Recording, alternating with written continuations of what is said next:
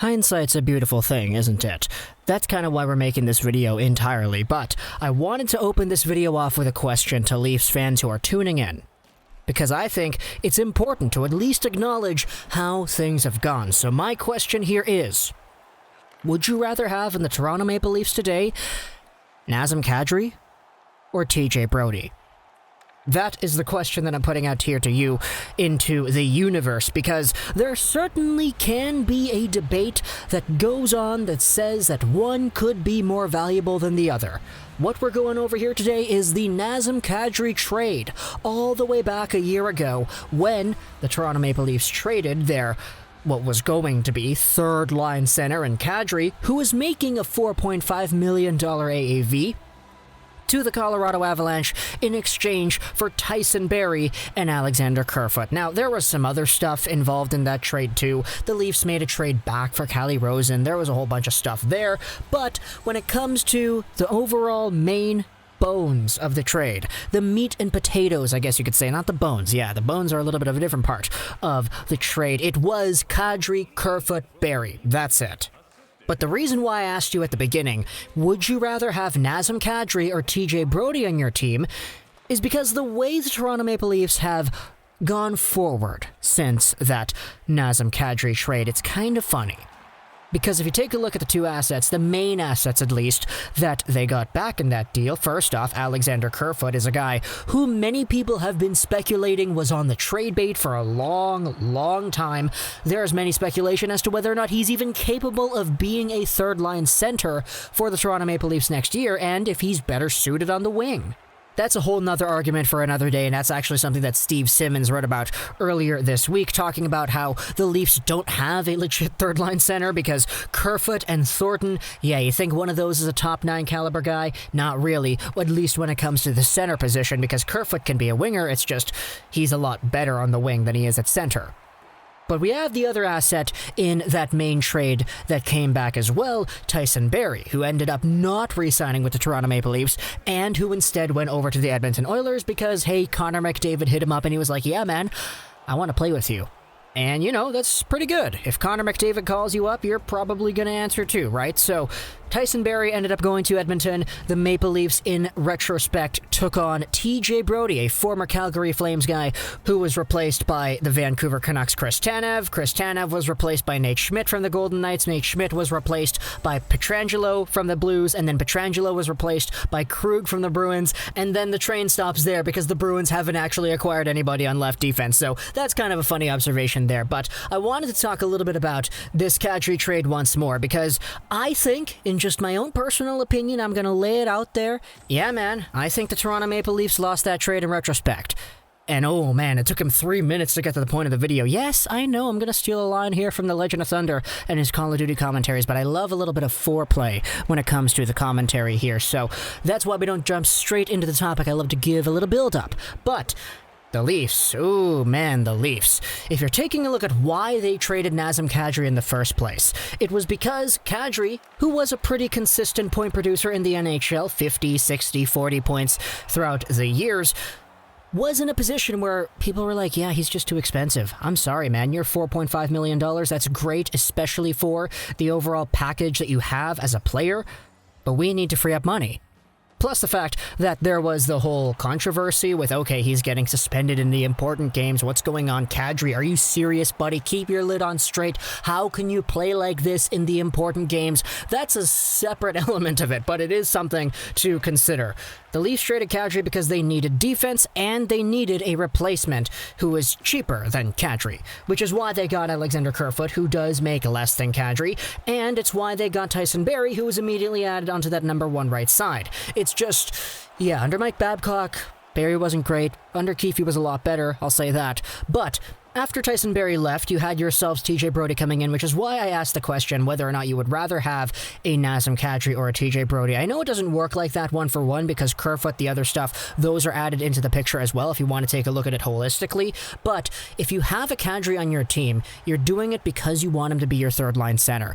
Alex Kerfoot's a guy who, on the Toronto Maple Leafs, is making $3.5 million. Kadri's just $1 million over that. If you would rather say you'd have Kadri instead, you're just giving up an extra $1 million to have that upgrade on forward. And I say it like that because Nazem Kadri was a guy who absolutely tore the roof off of the Stanley Cup Playoffs this most previous year. For the Colorado Avalanche, he was over a point per game. The absolute madman over here, going out scoring 18 points in 15 games, 9 goals, 9 assists. One of the top point producers in the entire postseason. Nazem Kadri has shown himself off as a guy who's worth a lot more than $4.5 million. So if you had the option of choosing the former and saying, okay, instead of making that trade at the very beginning, let's just keep everybody, let's not acquire Barrie, let's not acquire Kerfoot, let's keep Kadri on our squad. And then you wait until 2020, 2021, Tyson Barrie goes to free agency and everything works out the same way that it does now. Would you rather have Kerfoot and Brodie or Nazem Kadri? Because if it's the depth pieces that you really think need work, you can have a Nazem Kadri there to solve all those issues. But you are taking a little bit of a hit because you don't have that defender coming back. However, at the end of the day, Kadri's $4.5 million is cheaper than Kerfoot and Brodie combined. Combined, they're an $8.5 million. That's an extra $4 million you have to go out there and go after a cheaper defender on the UFA market. Now, who knows? Maybe I'm just the guy who's underrating TJ Brodie. Maybe Brodie is all of a sudden the best thing to ever happen to the Toronto Maple Leafs decor in decades once he steps onto the ice. But I think at the very least, it's very valuable to have these kind of discussions as to whether or not you would have Kadri at 4.5 or Kerfoot and Brodie at 8.5. Because to me, if I'm building a team from scratch, I want Kadri. To me, if I'm on a team like the Toronto Maple Leafs, I'm taking Kadri because you're in a position where Kerfoot is so expendable anyways. Everybody's talking about how Kerfoot might not even be in the lineup. Oh, he's on the trade block. Kyle Dubas is trying to get rid of him. But in hindsight, things change. And this is a perspective that was brought up on an episode of Scouching. I watch all the episodes, so I forgot which one this was. But Will, on the Scouching podcast, was asked whether or not the Kerfoot Kadri Barrie trade was a mistake for Toronto. And I don't want to label this as a mistake. I just want to say that long-term they lost. Because the perspective that Will brought up on his podcast was pretty much that the Leafs kind of needed to do something. And for what they got in Tyson Barrie and Alex Kerfoot, at the time, it was seen as a pretty big haul because Kerfoot was seen by many as a guy who was still fresh out of the reins of being one of the top NCAA players who was just a few years removed from starting his NHL career. We didn't really know that Kerfoot wouldn't mesh in the way that he did with the Toronto Maple Leafs system before he started playing with the Toronto Maple Leafs system. People saw the youth, people saw the skill. Okay, this guy's going to be good in the long term. But at the same time, there's a reason he was being heavily included in trade discussions a year after. As for Tyson Barrie, we already noted that he didn't really mesh with the Babcock system. Immediately after the season started, everybody was kind of harping on the trade because, wow, this guy doesn't work. But he ended up getting his head back out there, straightened up, and started scoring points again, which is what you get a Tyson Barrie for on your team. You don't get a Barrie to defend, you get him because you can get points on the power play. But now, the replacement in proxy on the lineup is that TJ Brodie because, free agents, you sign the guy. He's a right side guy who plays left-handed. But now I do think it is a very interesting discussion to have when it comes to how exactly that worked out. Because at the time, it was the right move. At the time, people were saying Toronto was loading up. Young talent, they got that. Nice defensive depth, they got that. Offense from the blue line, man, they got that with Tyson Barrie. And there weren't really too many other options, which is why back then a lot of people were like, yeah, this is a pretty good move. That's a big haul, man, for Nazem Kadri. Ooh, boy. It's just, 1 year later, Nazem Kadri was a point per game in the playoffs. Alex Kerfoot is probably going to be a winger, if not traded. Tyson Barrie's gone, replaced by TJ Brodie, and now the Leafs are still a few $1 million over the cap, and they have some time to get that done. So talk to me in the comments what you think about this whole commentary here, how the Maple Leafs, in my opinion, lost the Nazem Kadri trade 1 year later. But, of course, I'm open to all your suggestions as to why I'm wrong. That's kind of why we have these discussions here. So if you have some nice arguments to combat that, I would love to hear them. Talk to me in the comments what you think.